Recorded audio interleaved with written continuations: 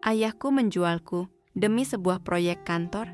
Kalimat itu terus berputar di kepalaku sejak akad dibacakan.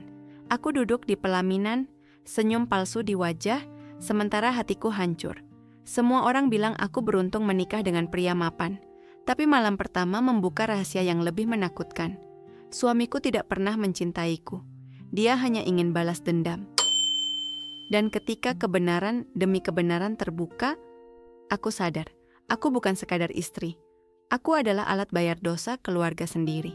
Tapi yang lebih menyakitkan, justru saat ia berbisik lirih di tengah hujan. Aku mencintaimu, Nadira. Apakah aku bisa percaya? Atau cinta itu datang terlalu terlambat?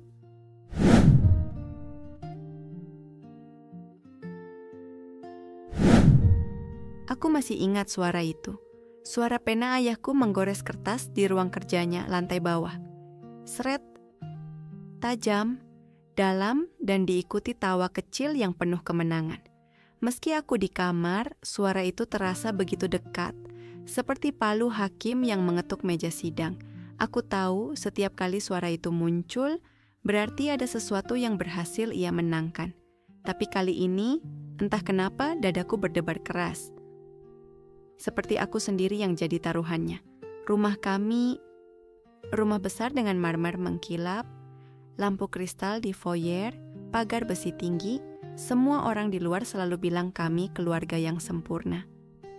Lihat, itu rumah keluarga Fadli, megah sekali, kata mereka. Mereka tak pernah tahu, di balik dinding tebal itu hanya ada kesunyian.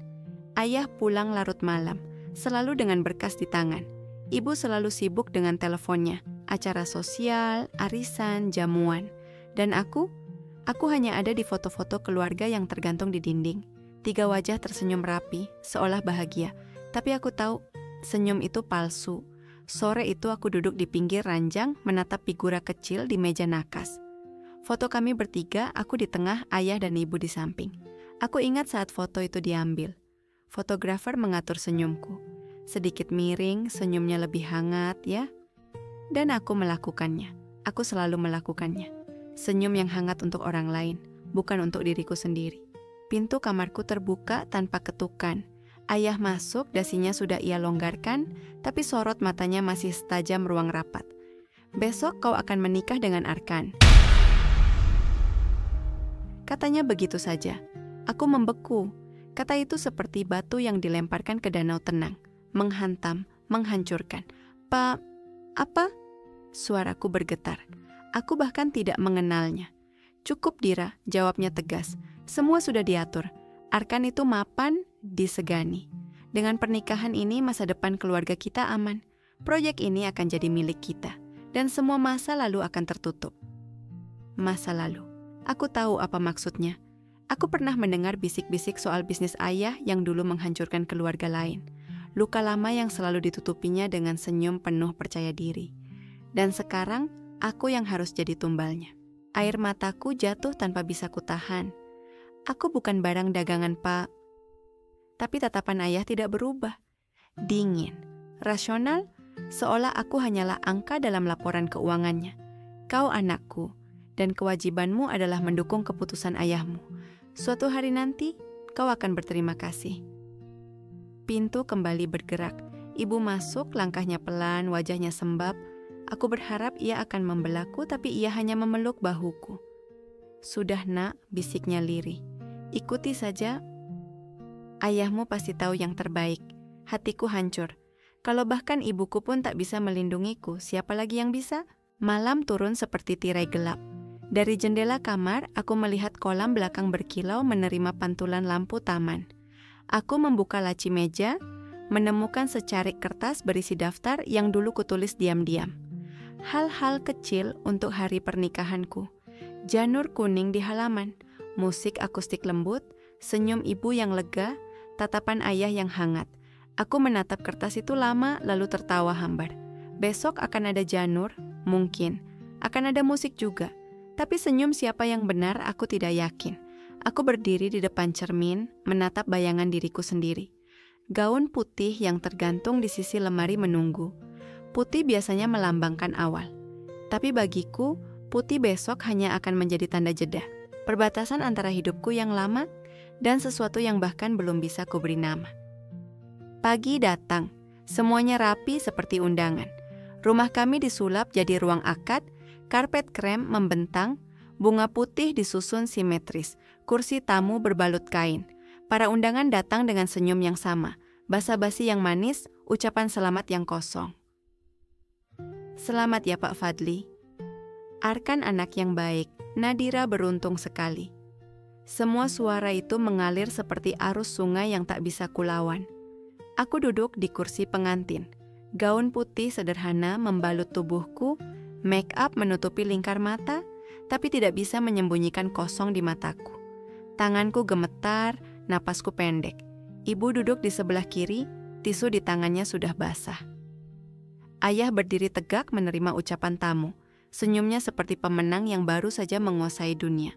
Lalu dia datang, Arkan. Ia melangkah masuk, jas hitamnya rapi, rambut disisir tanpa cacat. Para tamu berbisik kecil. Karismatik sekali, menantu idaman. Aku menoleh sekilas dan mata kami bertemu. Tatapan itu membuat waktu melambat. Di matanya aku tidak melihat cinta. Tidak ada bahagia seorang pengantin. Yang kulihat hanyalah permukaan yang licin seperti kaca dan sesuatu yang bergerak di baliknya. Gelap, tajam, penuh rahasia. Penghulu mulai berbicara.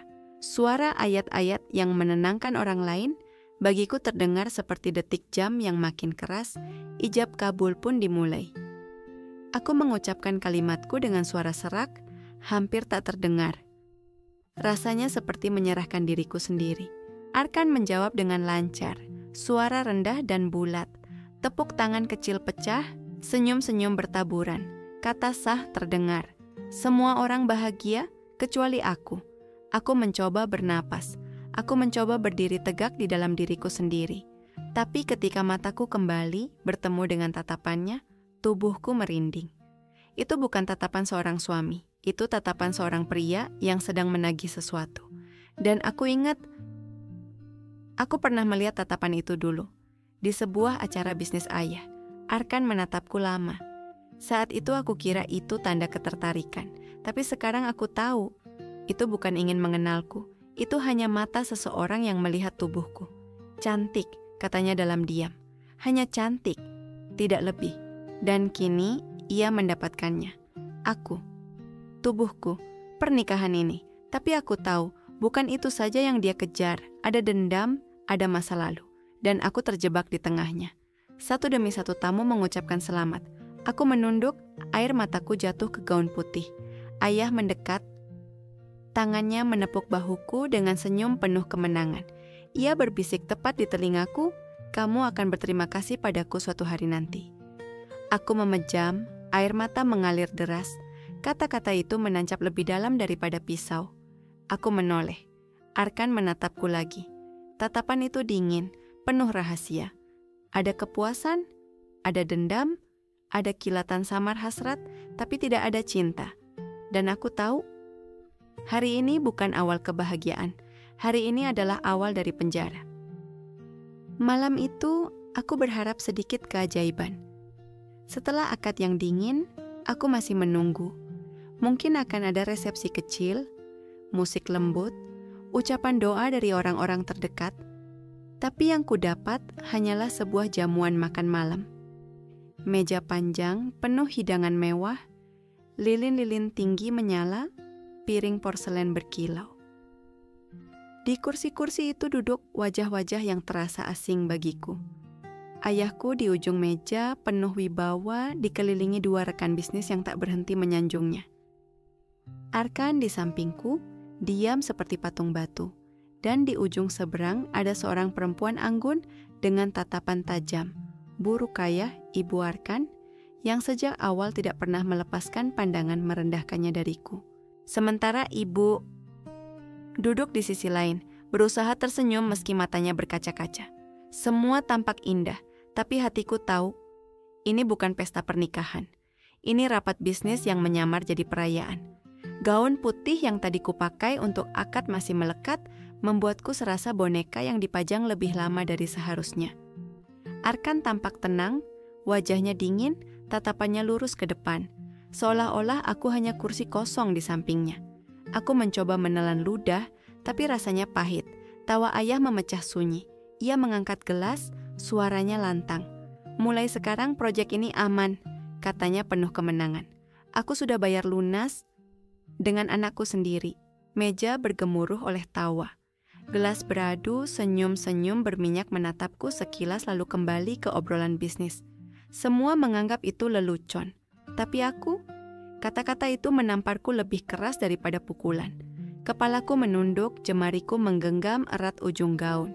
Aku menahan air mata, menatap bayangan wajahku sendiri di sendok perak. Seolah-olah aku bisa bertanya pada diriku di pantulan itu. Benarkah ini hidupku sekarang? Aku menoleh sekilas ke Arkan, berharap ia akan mengucapkan sesuatu, membela, menolak ucapan ayah. Tapi ia hanya diam, menyeruput air dengan santai, wajahnya tetap tenang. Matanya tak menoleh padaku, dan diamnya itu lebih menyakitkan daripada kata-kata ayah barusan. Belum sempat aku mengatur napas, mataku kembali ke sosok itu. Seorang perempuan anggun duduk di ujung meja. Gaunnya mewah, rambutnya disanggul rapi, perhiasannya berkilau. Dialah Bu Rukayah, Ibu Arkan. Tatapannya menusukku dari awal. Bukan tatapan hangat, bukan tatapan penerimaan. Tatapan menilai, menimbang, merendahkan. Senyumnya tipis, tapi matanya tajam, seperti pisau yang siap menorehkan luka. Ia mencondongkan badan sedikit. Suaranya lirih tapi jelas. "Semoga kau bisa jadi istri yang layak. Meski aku tahu banyak hal tidak bisa dibeli dengan wajah cantik saja." Aku tercekat. Kata-katanya seperti jarum yang ditusukkan perlahan ke dadaku. Aku ingin menjawab, ingin membela diri, tapi lidahku keluh. Yang bisa kulakukan hanyalah menunduk, menahan air mata agar tidak jatuh di depan semua orang. Jamuan itu terus berjalan. Suara sendok beradu dengan piring, tawa kecil, dan obrolan tentang keuntungan bisnis. Tidak ada yang peduli padaku. Aku hanya dekorasi di kursi pengantin. Aku menarik napas dalam-dalam, mencoba menguatkan diri. Tapi semakin lama aku duduk, semakin jelas satu hal. Aku bukan hanya dijual oleh ayahku, aku juga diterima dengan penghinaan oleh keluarga suamiku. Aku hanyalah alat. Akhirnya, jamuan berakhir. Kursi-kursi mulai kosong, piring-piring ditinggalkan, lilin-lilin padam satu persatu. Aku tetap duduk diam, tubuhku kaku. Arkan tiba-tiba mendekat. Wajahnya tenang, hampir tanpa ekspresi. Ia menunduk sedikit, bibirnya dekat dengan telingaku. Suaranya pelan, tapi dingin, membuat bulu kuduku berdiri.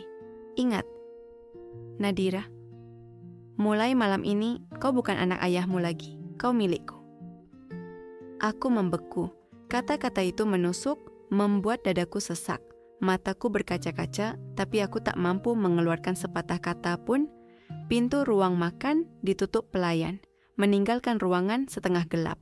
Aku menatap meja panjang yang kosong, kursi-kursi yang tak berpenghuni. Dan aku tahu, malam ini hanyalah awal dari penjara yang lebih gelap lagi. Malam itu, kamar pengantin seharusnya menjadi tempat paling indah. Aku dulu pernah membayangkan ruangan penuh bunga mawar, musik lembut, cahaya hangat, dan bisikan cinta. Tapi yang kulihat hanyalah ruangan besar dengan tirai tebal tertutup rapat. Lampu gantung kristal menyala setengah. Cahaya kuningnya dingin, jatuh ke lantai marmer yang terlalu mengkilap. Tidak ada bunga, tidak ada senyum, tidak ada kehangatan. Kamar itu seperti ruang interogasi, bukan tempat memulai cinta. Aku duduk di ujung ranjang, gaun putih pengantin masih menempel di tubuhku. Tanganku meremas spray, jantungku berdebar terlalu cepat, suara pintu berderit membuatku mendongak. Arkan masuk dengan langkah pelan tapi mantap. Jas hitamnya ia lepas, lalu digantung rapi di kursi. Ia tidak terburu-buru, tidak pula gugup, seolah malam ini hanyalah rutinitas biasa. Aku menunduk, nafasku berat, aku tidak tahu apa yang akan terjadi. Langkah kakinya mendekat, suara sepatunya beradu dengan lantai marmer, menggema di ruang yang terlalu sepi. Aku merasakan tubuhku semakin tegang, lalu ia berhenti. "Nadira?" Suaranya dalam, datar, nyaris tanpa intonasi. Jangan pernah berpikir aku menikahimu karena cinta. Kata-kata itu menghantamku lebih keras daripada tamparan. Aku mendongak, menatap wajahnya. Tapi tatapan itu dingin, tajam, menusuk seperti pisau. Aku menikahimu karena ayahmu. Dadaku serasa diremas. Nafasku terhenti. Apa maksudmu? Suaraku parau nyaris hilang. Arkan menyipitkan mata, lalu langkahnya pelan menghampiriku.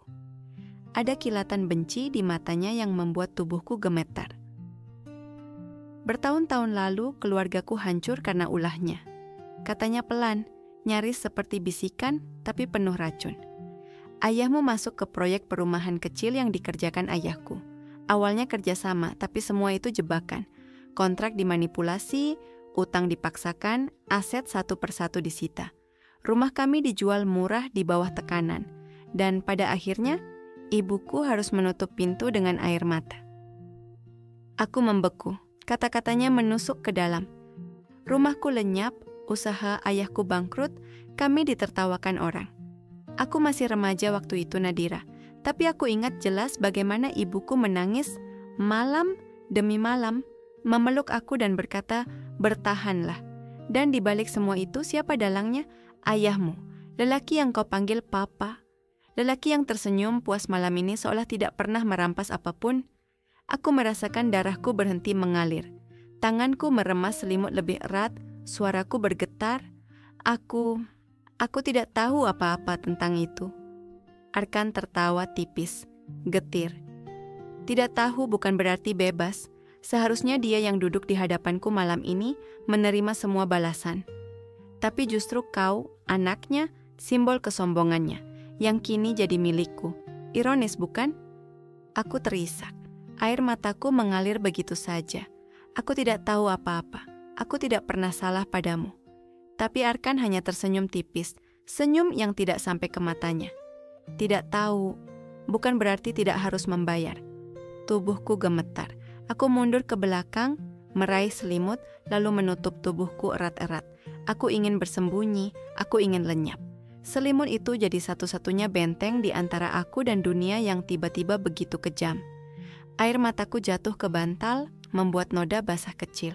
Aku menggenggam kain erat-erat, seolah bisa melindungi diriku dengan itu saja. "Tolong, jangan sakiti aku," bisikku lirih. Untuk sesaat, suasana hening. Aku memberanikan diri melirik Arkan. Ia masih berdiri di dekat ranjang, menatapku.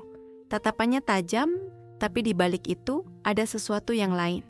Sesuatu yang sulit kubaca. Matanya bergetar sejenak, seolah ada rasa yang ia sembunyikan. Aku mendengar napasnya berat. Ia menatapku, lalu menoleh ke arah lain. Diam, lama. Dan akhirnya ia berbalik. "Aku tidak akan menyentuhmu malam ini," katanya datar. Lalu ia berjalan ke sofa di sudut kamar, melepas dasinya dan duduk. Aku menatapnya bingung, takut, sekaligus lega. Air mataku masih jatuh, tapi kali ini bercampur dengan kebingungan. Arkan merebahkan tubuhnya di sofa, tapi matanya tetap terbuka. Menatap langit-langit, tanpa kata. Aku menutup wajahku dengan selimut, tubuhku masih gemetar. Perlahan, aku terlelap dalam tangis. Dan dalam setengah sadar, aku merasa tatapan Arkan masih ada. Tatapan yang tidak lagi hanya dingin, tapi juga penuh rahasia. Malam pertama itu bukan awal kebahagiaan. Malam itu adalah malam teror. Malam ketika aku tahu hidupku benar-benar telah dijual dan aku terjebak dalam permainan dendam yang tidak ku mengerti. Hari-hari setelah malam pertama seakan melebur menjadi satu kabut panjang. Aku tidak lagi tahu hari apa karena setiap pagi yang datang terasa sama. Dingin, sunyi, menekan. Rumah besar ini berdiri megah dengan lantai marmer mengkilap, chandelier yang berkilau, dan tangga besar berkarpet merah. Tapi di mataku semua itu hanyalah dinding penjara emas. Setiap langkahku menggema di lorong-lorong sepi dan gema itu mengingatkanku. Aku sendirian di sini. Arkan jarang bicara padaku. Kalaupun berbicara, kalimatnya singkat, penuh dingin yang menyengat.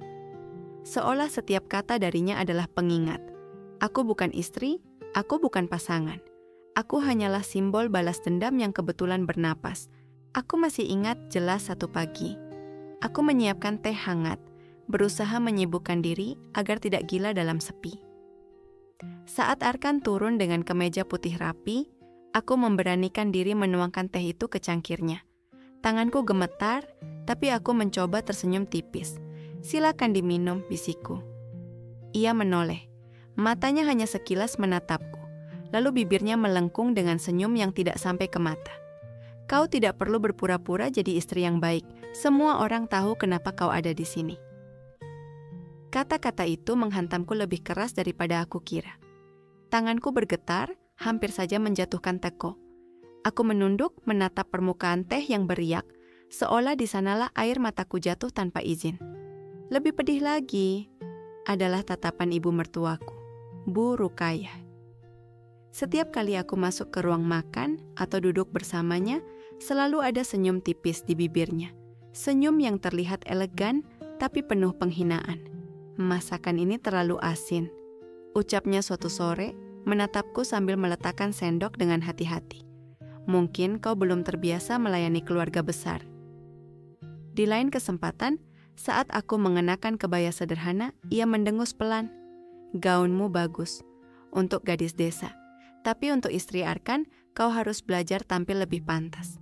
Kalimatnya terdengar manis, tapi bagai pisau yang ditusukkan perlahan. Aku hanya bisa menunduk, menahan tangis yang hampir pecah. Hatiku seakan terkoyak sedikit demi sedikit, tapi aku belajar diam. Karena aku tahu, tidak ada yang akan membelaku. Namun, ada momen-momen kecil yang tidak pernah kuduga bisa mengubah tatapan Arkan. Suatu malam aku melewati ruang kerja. Lampu masih menyala. Arkan duduk di kursinya, wajahnya pucat, keningnya basah oleh keringat. Tubuhnya lemah, tapi ia tetap memaksakan diri membaca berkas-berkas. Aku ragu sejenak. Aku tahu, setiap kali aku mencoba mendekat, ia selalu menolak. Tapi malam itu, hatiku tidak tahan melihatnya seperti itu. Aku kembali ke kamar, mengambil segelas air putih dan obat penurun panas. Dengan langkah hati-hati aku mendekat. "Kau harus minum ini," ucapku pelan.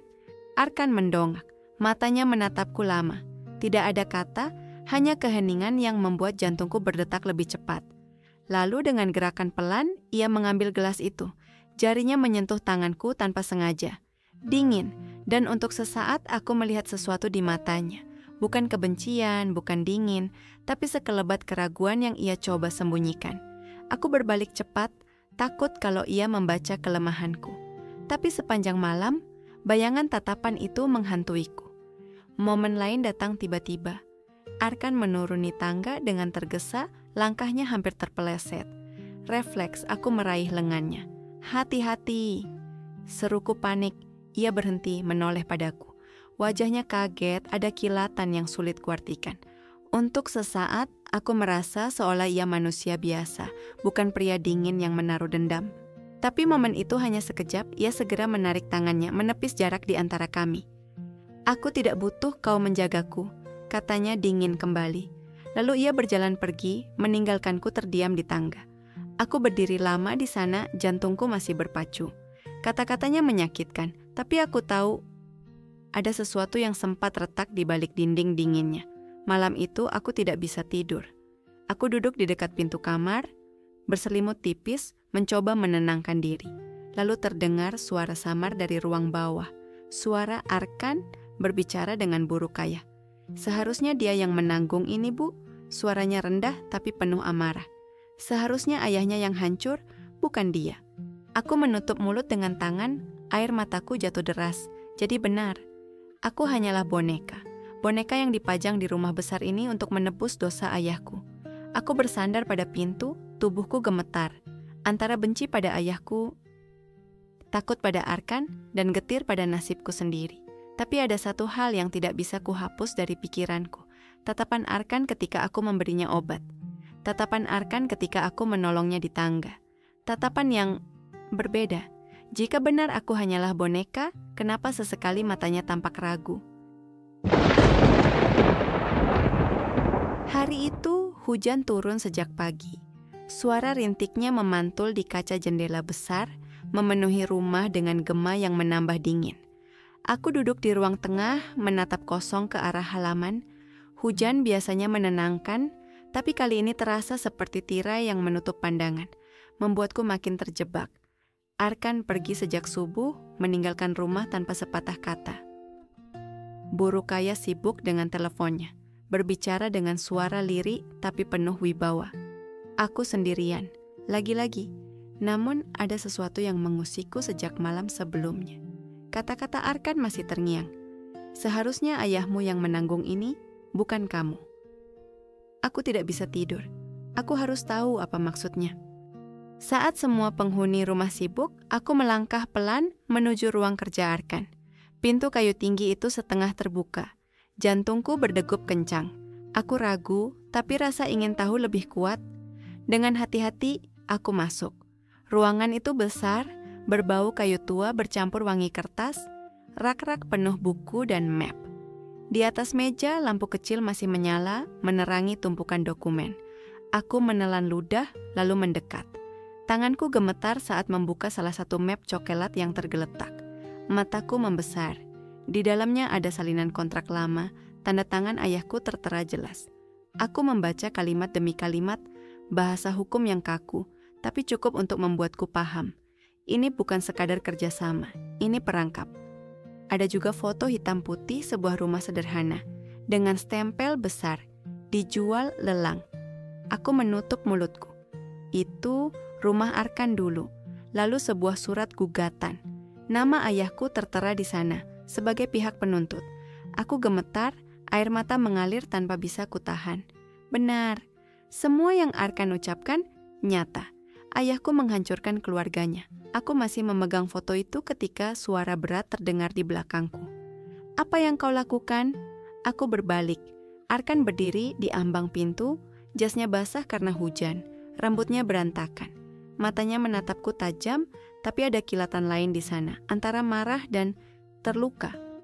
Tanganku bergetar, foto itu hampir jatuh. Kenapa aku harus menanggung semua ini? Suaraku pecah, air mata jatuh deras. Aku tidak pernah tahu, aku tidak pernah salah padamu. Arkan melangkah masuk, wajahnya keras. Ia meraih map itu dari tanganku, lalu menutupnya dengan kasar. Karena kau darah dagingnya, katanya dingin. Kau simbol kesombongannya. Melihatmu di sisiku adalah cara paling manis untuk membuatnya hancur. Aku terisak, tubuhku lemas. Tapi aku bukan ayahku, aku hanya ingin hidupku sendiri. Arkan menatapku lama, lalu menarik napas berat. Aku remaja saat rumahku disita. Aku melihat ibuku duduk di kursi rotan, menangis sepanjang malam. Semua orang menertawakan kami, menyebut keluargaku pecundang, dan di balik semua itu ada nama ayahmu. Ia terdiam sejenak, suaranya lebih rendah, seperti bisikan yang ia benci harus keluar. Kau tahu apa rasanya, Nadira? Tinggal di rumah kontrakan sempit, makan seadanya, sementara kulihat keluargamu tampil di pesta dengan pakaian mewah. Aku berdiri di luar, melihatmu sekali di sana. Cantik, begitu cantik. Tapi aku tidak melihat hatimu, aku hanya melihat tubuhmu. Simbol dari semua yang aku benci. Aku terdiam, tubuhku gemetar. Kata-katanya menamparku berulang kali. Aku menikahimu, lanjutnya, bukan untuk cinta, tapi untuk menagih. Setiap kali aku melihatmu, aku ingin ayahmu tahu. Inilah balasannya. Air mataku jatuh tak terbendung. Aku menutup wajahku dengan tangan. Aku tidak sanggup lagi. Untuk sesaat, aku merasakan tatapannya melembut. Ia terdiam, matanya bergetar seolah ada perang batin. Lalu ku dengar suaraku sendiri. Lirih, patah-patah. Aku tidak pernah salah padamu, Arkan. Hening, kalimat itu menggantung di udara. Arkan menatapku lama, lalu matanya bergetar, seperti ada retakan kecil di balik dinding kebencian. Namun, detik berikutnya ia memalingkan wajah, menutup dirinya lagi. Jangan berharap belas kasihan dariku, katanya dingin. Ia berbalik, meninggalkan ruangan, membiarkanku jatuh terduduk di lantai. Aku menggenggam dokumen itu erat-erat, air mataku membasahi kertas. Untuk pertama kalinya aku membenci ayahku sepenuh hati. Tapi yang lebih menakutkan, aku mulai mengerti kenapa Arkan seperti ini. Aku terjebak di antara dua luka. Luka keluarga yang diwariskan dan luka perasaan yang tak pernah kupilih. Dan di balik pintu yang baru saja tertutup, aku yakin Arkan masih berdiri di sana, diam dalam bayangan. Antara dendam yang membakar dan sesuatu yang ia takutkan, hatinya sendiri.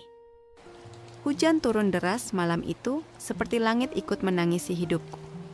Aku berlari tanpa arah, gaun sederhana yang kukenakan basah menempel di tubuh, dingin merasuk sampai ke tulang. Jalanan kosong, lampu jalan berpendar redup, air hujan memantulkan bayanganku yang bergetar. Aku hanya tahu satu hal, aku ingin pergi. Dari rumah itu, dari Arkan, dari semua luka yang ditanamkan ayahku. Tiba-tiba terdengar suara di belakangku, menembus riuhnya hujan.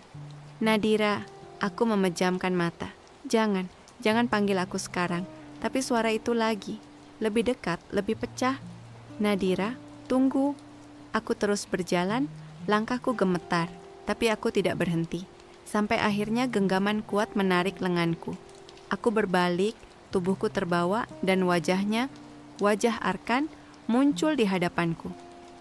Basah kuyup, napasnya berat, tapi matanya tidak lagi sama. Nadira, suaranya parau, pecah seperti seseorang yang kehilangan arah. Aku mencintaimu. Aku terpaku. Kata itu, yang dulu kupinta dalam doa, yang dulu kuharapkan dari seorang suami, akhirnya terucap. Tapi kenapa sekarang? Kenapa setelah semua air mata, semua luka, semua penghinaan, air mataku bercampur dengan hujan? Aku menatap matanya, dan dalam sekejap, semua kenangan menyerbu kepalaku. Tanganku menuangkan teh hangat di pagi hari, meski dibalas dengan sindiran. Obat dan air yang kuletakkan di mejanya saat ia sakit, meski ia pura-pura tak peduli. Lenganku yang meraih tangannya di tangga, meski ia menepis dengan dingin. Bisikan lirihku di malam pertama, aku tidak pernah salah padamu. Semua itu kembali, tapi kali ini, aku melihat penyesalan di matanya. Ia baru menyadari arti setiap hal kecil yang kulakukan. Nadira, suaranya pecah, matanya bergetar. Maafkan aku terlalu lama buta. Aku terlalu sibuk dengan dendamku, sampai aku tidak melihat siapa kau sebenarnya. Aku jatuh cinta padamu. Hatiku bergetar, setengah ingin luluh, setengah ingin marah. Aku menatapnya, bibirku bergetar. Andai kau bilang itu dulu, Arkan, mungkin aku bisa percaya. Mungkin aku bisa ikut jatuh, dan kita bisa mulai dari awal. Tapi sekarang, suaraku patah, semuanya sudah terlambat. Tangannya menggenggam erat lenganku, seolah dunia akan runtuh kalau aku pergi. Jangan katakan itu, jangan pergi dariku. Aku butuh kau, Nadira. Kau satu-satunya yang bisa membuatku merasa hidup lagi. Aku menggeleng, air mata jatuh tanpa henti. Kau tidak kehilangan aku, Arkan. Kau hanya kehilangan kesempatan. Kesempatan yang kau hancurkan sendiri, dengan semua luka yang kau tanam. Aku menarik tanganku dari genggamannya. Ia mencoba menahan, tapi aku lebih cepat. Aku berbalik, melangkah pergi di bawah deras hujan. Setiap langkah terasa seperti pisau yang menyayat dadaku sendiri. Tapi aku tahu, aku harus melakukannya. Aku sempat menoleh sekali. Di sana Arkan berlutut di tengah jalan basah, tubuhnya gemetar, hujan menampar wajahnya yang penuh air mata. Suaranya tenggelam dalam deras hujan, tapi aku bisa merasakannya. Penyesalan. Aku menutup mata, membiarkan hujan membasahi seluruh tubuhku. Dalam hati ada suara yang berbisik lirih. Aku pernah percaya cinta bisa menyelamatkan. Tapi ada cinta yang datang bukan sebagai obat, melainkan sebagai luka baru. Ada cinta yang datang terlalu terlambat. Aku berjalan menjauh, meninggalkan siluet Arkan yang hancur di tengah hujan. Tidak ada musik indah, tidak ada akhir bahagia. Hanya langkah-langkahku yang berat dan cinta yang terkubur bersama air mata. Dan malam itu, aku belajar satu hal. Kadang cinta bukan tentang datang atau tidak, tapi tentang waktu. Dan waktu kami sudah lewat.